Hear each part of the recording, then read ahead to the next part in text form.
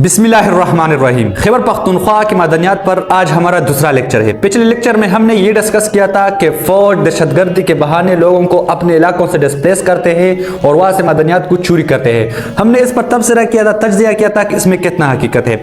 आज हम इस पर तबसरा करते हैं, इसका तज्जिया करते हैं कि खैबर पख्तूनख्वा के मादनियात और वसाइल ये पंजाब में क्यों जाते हैं। और ये याद रखो, हमारे माशरे में, हमारे मुल्क में पॉलिटिकल अनस्टेबिलिटी की वजूहात में से एक वजह यह भी है कि हम बुनियादी मसाइल को समझते नहीं है, इसकी समझने की कोशिश नहीं करते हैं। तो जब हम बुनियादी मसाइल को समझने की कोशिश नहीं करेंगे तो फिर उसको हल कैसे करेंगे। तो उस बुनियादी मसाइल में से एक मसला ये भी है कि खैबर पख्तूनख्वा, और सिर्फ खैबर पख्तूनख्वा का नहीं, बलूचिस्तान का भी और सिंध का भी, यह जो मदनियात है, रिसोर्सेज है, ये पंजाब में जाते हैं।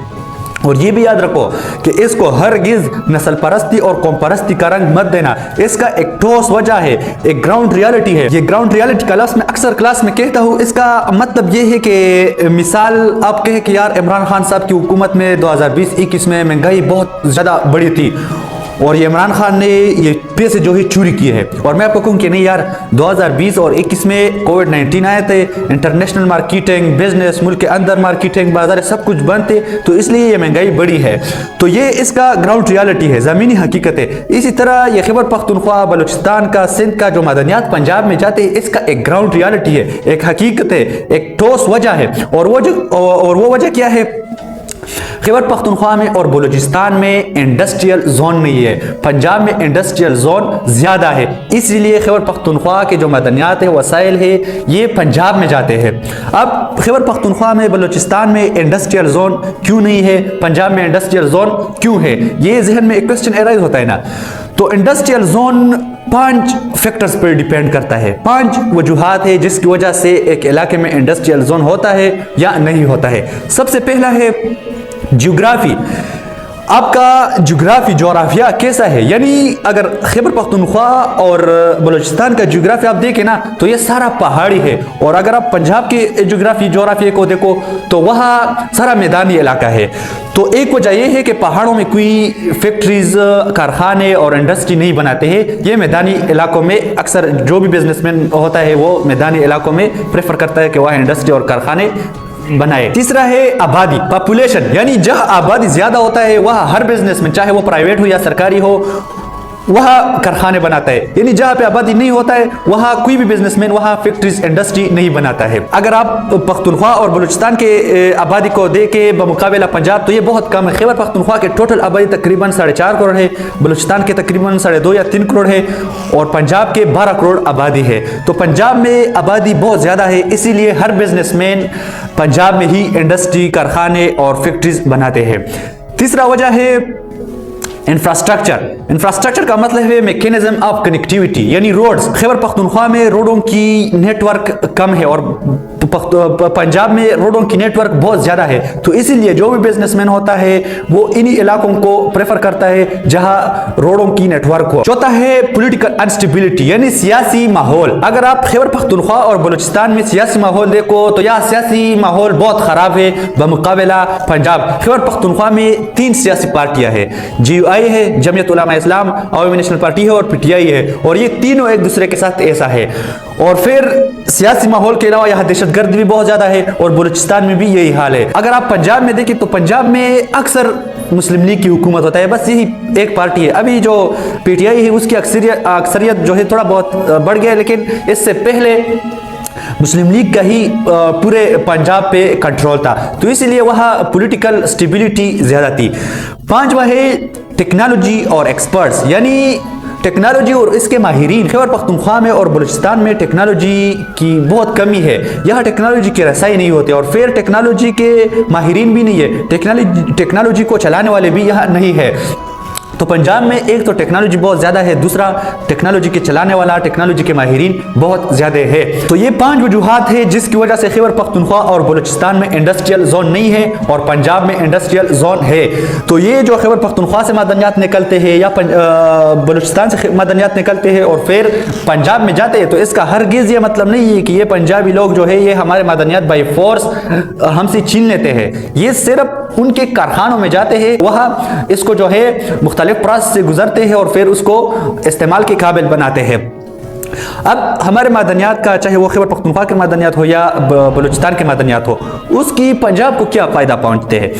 پنجاب کو اس کی صرف دو فائدے پہنچتے ہیں۔ ایک یہ کہ خیبر پنجاب میں جو انڈسٹری ہے، فیکٹریز ہے، کارخانے ہیں، یہ جو ہمارے معدنیات پہ چلتے ہیں، اس سے پنجاب حکومت ٹیکس لیتا ہے، ایک فائدہ اس کو یہ پہنچتا ہے۔ دوسرا، اس کو کاروبار کے موقع فراہم ہوتے ہیں۔ جو پنجاب میں وہاں کے مقامی لوگ ہوتے ہیں انڈسٹریز فیکٹریز کے ساتھ، ان کو کاروبار کے موقع فراہم ہوتے ہیں۔ صرف ہمارے معدنیات سے پنجاب کو یہ دو فائدے پہنچتے ہیں۔ باقی جو کانکنی ہے، مائننگ ہے، جس طرح ڈرائیونگ کی لائسنس ہوتا ہے حکومت ایشو کرتا ہے، اسی طرح کانکنی کا، مائننگ کا بھی لائسنس ہوتا ہے جو صوبائی حکومت دیتا ہے۔ صوبائی حکومت یہ مختلف کمپنیوں کے ساتھ ڈیل کرتا ہے، ایگریمنٹ کرتا ہے، ایک خاص پرسنٹیج پہ یہ معدنیات، یہ کانکنی، یہ مائننگ اس کو دے دیتا ہے۔ مثال کے طور پر خیبر پختونخوا نے جو ہے کسی کمپنی کو 20% پہ کانکنی دیا ہے، معدنیات دیا ہے، تو 20% کا مطلب ہے کہ اس معدنیات سے 100 روپیز میں سے 20 روپے کمپنی کو جاتا ہے اور 80 روپے ہماری حکومت کو جاتا ہے، پنجاب حکومت کو نہیں، خیبر پختونخوا کی حکومت کو۔ پھر خیبر پختونخوا اور صوبائی حکومت کا کام ہے کہ وہ کس طرح صوبے کے عوام میں ڈسٹریبیوٹ کرتے ہیں۔ تو یہ ہو گئے خیبر پختونخوا اور بلوچستان کے معدنیات کی کہانی کہ یہ پنجاب میں کیوں جاتے ہیں۔ دوسرا ہے بجلی، گیس اور پیٹرول، یہ پنجاب میں کیوں جاتے ہیں؟ یعنی بجلی خیبر پختونخوا میں پیدا کی جاتی ہے، گیس اور پیٹرول بلوچستان میں پیدا کی جاتی ہے، اور گیس سندھ میں پیدا کی جاتی ہے، یہ پھر پنجاب میں کیوں جاتے ہیں؟ یہ یاد رکھو کہ جتنے بھی منرل ہے، جتنے بھی معدنیات ہیں، جتنے بھی ریسورسز ہیں، یہ سب کے سب صوبائی حکومت کے کنٹرول میں ہے، سوائے اس 3 ریسورسز کے، بجلی، گیس اور پیٹرول، یہ وفاقی کنٹرول کے انڈر ہے۔ میں صرف خیبر پختونخوا اور بجلی کی بات کرتا ہوں، باقی پیٹرول اور گیس کا بھی یہی طریقہ کار ہے۔ مثال پورے پاکستان میں پاور پروڈیوسنگ پلانٹ ہے، ان سب پاور پروڈیوسنگ پلانٹ سے بجلی آتی ہے ایک گریڈ کو، اور یہ گریڈ وفاق کے کنٹرول میں ہے۔ اب وفاق کس بنیاد پہ یہ صوبوں کے درمیان یہ بجلی تقسیم کرتی ہے؟ وفاق صوبوں کے درمیان ضرورت کے مطابق، ڈیمانڈ کے مطابق یہ بجلی تقسیم کرتی ہے۔ مثال میرے ساتھ 100 روپے ہے، ایک خاندان ہے جس میں 10 ممبر ہے، دوسرا ہے جس میں 20 ممبر ہے، تیسرا ہے اس میں 50 ممبر ہے، اور تیسرا ہے اس میں بھی 20 ممبر ہے۔ میں 10 روپے اس خاندان کو دیتا ہوں، 20 اس کو دیتا ہوں، 50 اس کو دیتا ہوں، اور 20 اس کو دیتا ہوں۔ اب مثال یہ 10 والا کہتا ہے کہ یار یہ تو میرے ساتھ ناانصافی ہے، مجھے 10 ملے اور اس کو 50 ملے، یہ اس کے ساتھ ناانصافی نہیں ہے، اس کو 10 روپوں کی ضرورت ہے، اس کو 10 روپے دیے، اس کو 50 روپے کی ضرورت ہے، اس کو 50 دیے، اس کو 20 روپوں کی ضرورت ہے، اس کو 20 دیا ہے۔ یہ 10 کہتا ہے، وہ 50 کہتا ہے، یہ 20 کہتا ہے، یہ 20 کہتا ہے۔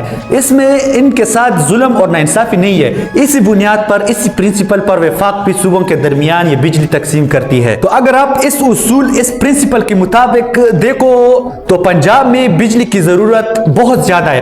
بجلی کی ضرورت ان علاقوں میں زیادہ ہوتا ہے جہاں پہ انڈسٹری ہو، کارخانے ہو اور زراعت ہو، اور جس کی آبادی زیادہ ہو۔ تو اگر آپ پنجاب کو دیکھو تو پنجاب کی سب سے زیادہ آبادی ہے، 12 کروڑ آبادی ہے 24.5 کروڑ عوام میں، یعنی یہ جو باقی 12 کروڑ ہے یہ 3 صوبوں میں ہے، خیبر پختونخوا، بلوچستان اور سندھ میں، اور 12 کروڑ یہ صرف پنجاب میں ہے۔ دوسرا وہاں زراعت ہے، پنجاب کی زمین سرا زرعی ہے، اور تیسرا وہاں بہت زیادہ مقدار میں انڈسٹری ہے، کارخانے ہیں۔ تو اسی لیے پنجاب میں بجلی کی ضرورت زیادہ ہے، گیس کی ضرورت زیادہ ہے، پیٹرول کی ضرورت زیادہ ہے، اسی لیے وفاق جو ہے پنجاب کو بجلی، گیس اور پیٹرول زیادہ دیتا ہے بمقابلہ خیبر پختونخوا، بلوچستان اور سندھ۔ اب بھی آپ تھوڑے بہت کنفیوز ہوں گے، کیونکہ آپ سوچ رہے ہوں گے کہ ایک چیز میرا ہے، میری ملکیت ہے، تو یہ میرا ہی حق ہے نا، یہ پنجاب میں کیوں جاتا ہے؟ دیکھو فیڈرل سسٹم میں یہ چھوٹے موٹے مسائل ہوتے ہیں، اور اگر ہم ایسا ہی کریں کہ خیبر پختونخوا کے وسائل اور معدنیات بالکل خیبر پختونخوا کو دے دے، بلوچستان کے وسائل اور معدنیات بلوچستان کو دے دے، سندھ کے معدنیات اور وسائل سندھ کو دے دے، تو یہ یاد رکھو کہ پھر پنجاب جو ہے بالکل بلاک ہو جاتا ہے، اور پنجاب کا بلاک ہونا پاکستان کا بلاک ہونا ہے، کیونکہ پاکستان کی معیشت میں 60-70% معیشت یہ پنجاب کا ہے۔ پنجاب میں سب سے زیادہ انڈسٹری ہے، سب سے زیادہ زرعی علاقہ پنجاب کا ہے۔ تو اگر خیبر پختونخوا، بلوچستان اور سندھ اور گلگت بلتستان نے یہ جو وسائل ہے، معدنیات ہے، پنجاب کو دینا سٹاپ کیے تو پاکستان کی معیشت پہ بہت برے اثرات پڑ سکتے ہیں۔ باقی آپ کے ذہن میں یہ فیڈرلزم میں یہ جو بنیادی مسائل ہے، جیسا معدنیات اور وسائل کا مسئلہ ہے، اس کو حل کرنے کا کیا طریقہ ہے، یہ کامنٹ سیکشن میں بتائے۔